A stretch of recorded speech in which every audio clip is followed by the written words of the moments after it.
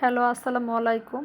আজ নিয়ে আসলাম এমন একটা জিনিস যে দেখলেই সবার খেতে ইচ্ছা করবে। সেটা হচ্ছে নারকেলের নাড়ু। প্রথমেই প্যানে নারকেল বেটে রেখেছিলাম, সেটা দিয়ে একটু গুড় দিয়ে দিলাম, পরিমাণ মতো গুড় দিয়ে কয়েকটি তেজপাতা, একটু সাদা এলাচের গুঁড়ো দিয়ে নাড়িয়ে মিশিয়ে দেব। এটা গুড় ছাড়া চিনি দিয়েও করা যায়, কিন্তু আমি গুড় দিয়ে করলাম। আপনারা ইচ্ছে মতো যে যেটা পারেন সেটা দিয়েও করতে পারেন। কিছু সময় সুন্দর করে এভাবে চামচের সাহায্যে নেড়ে চেড়ে এটাকে একটা আঠালো ভাব নিয়ে আসতে হবে। নারকেলের নাড়ু অনেক মজাদার খাবার।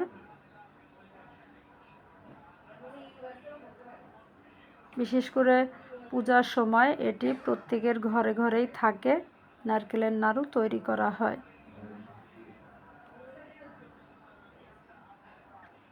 তারপরে দিয়ে দিলাম কিছু গুঁড়া দুধ।